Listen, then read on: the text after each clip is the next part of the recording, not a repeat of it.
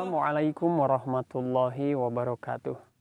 Bismillah, alhamdulillah, wassalatu wassalamu ala rasulillah, wa ala alihi wa sahbihi wa mawalah. Sahabat rahimakumullah dimanapun berada, mudah-mudahan Allah hadirkan kita semua dalam keadaan sehat walafiat. Pada kesempatan kali ini kita akan mengambil hikmah pelajaran dari wasiat Rasulullah Sallallahu Alaihi Wasallam kepada Abu Dzar radhiyallahu anhu. An Abi Dzar radhiyallahu anhu annahu qala awsani khalili sallallahu alaihi wasallam bisabr. Bahwasanya dari Abi Dzar radhiyallahu anhu beliau berkata, kekasihku Rasulullah sallallahu alaihi wasallam memberikan wasiat kepadaku dengan 7 wasiat.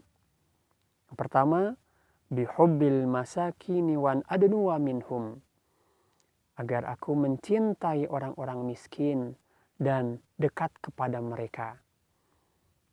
Sahabat rahimani wa rahimakumullah, pelajaran berharga dari pesan pertama ini bahwasanya agar kita bisa dekat dengan orang-orang miskin, hadir di tengah-tengah mereka, bersabar bersama mereka, menolong mereka, dan hadir pada diri kita sikap tawadhu, rendah hati kepada mereka, ya, menolong mereka dan seterusnya. Diriwayatkan Rasulullah SAW bersabda, orang miskin bukanlah orang yang berkeliling meminta-minta 1-2 suap nasi atau 1-2 butir kurma. Para sahabat bertanya, kalau begitu siapa wahai Rasulullah orang miskin itu? Beliau bersabda, sallallahu alaihi wasallam, orang miskin adalah dia yang hidup tidak berkecukupan dan tidak punya kepandaian untuk itu. Dan dia diberi sedekah dan dia tidak meminta-minta kepada manusia. Pesan kedua bahwasanya wa an anzuru ila man huwa asfalu minni wal anzuru ila man huwa fauqi. Aku diperintahkan untuk melihat siapa yang ada di bawahku dan tidak melihat kepada siapa yang ada di atasku dalam urusan dunia. Sehingga dalam urusan dunia kita tidak melihat siapa yang ada di atas kita. Siapa yang lebih tinggi kedudukannya, siapa yang lebih banyak hartanya, siapa yang lebih banyak rumahnya, siapa yang lebih banyak mobil, tidak. Tapi urusan dunia melihat siapa yang ada di bawahnya, siapa yang lebih kekurangan dari kita, siapa yang lebih kurang di antara kita. Sehingga hadir sikap qanaah, bersyukur atas apa yang Allah karuniakan kepada kita. Jadi jangan sampai urusan dunia melihat ke atas, sehingga kita terus merasa kekurangan. Tidak. Urusan dunia, lihat siapa yang ada di bawah kita. Siapa yang mungkin lebih menderita dari kita. Siapa yang lebih kekurangan dari kita. Dan jangan melihat siapa yang ada di atas kita. Namun dalam urusan ketaatan, peribadatan kepada Allah, lihatlah siapa yang di atas kita. Siapa yang lebih saumnya rajin, kita harus lebih semangat lagi. Lihat siapa yang sedekahnya lebih rajin, kita lebih rajin lagi. Siapa yang salatnya lebih khusyuk, lebih rajin, kita lebih lagi. Dalam surat Al-Mutaffifin Allah Ta'ala menyampaikan wa fi dzalika falyatanafasil mutanafisun. Maka dalam hal itu berlomba-lombalah kalian. Jadi berlomba-lomba dalam kebaikan, dalam ketaatan, terus melihat siapa yang ada di atas kita agar kita termotivasi. Urusan dunia, lihat siapa yang ada di bawah kita agar hadir qanaah dan syukur atas apa yang Allah karuniakan kepada kita. Pesan ketiga, wa an asila rahmi wa in jafani. Aku diberi tangan untuk menyambungkan tali silaturahim.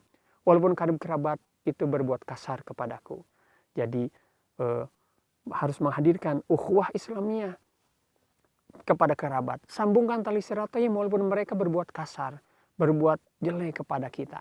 Tetap sambungkan tali silaturahim. Pesan berikutnya, wa an uktsiru min la haula wala quwata illa billah. Aku diberi tangan untuk memperbanyak zikir. La haula wa la quwata illa billah. Tidak ada daya dan upaya kecuali dengan pertolongan Allah Azza wa Jalla.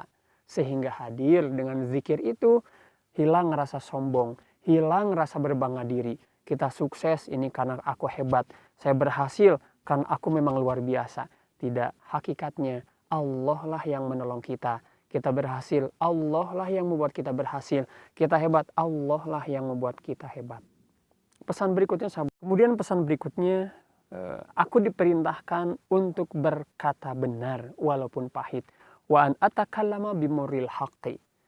Mengatakan kebenaran, mengatakan al-haq memang berat, pahit. Tapi itulah yang diperintahkan.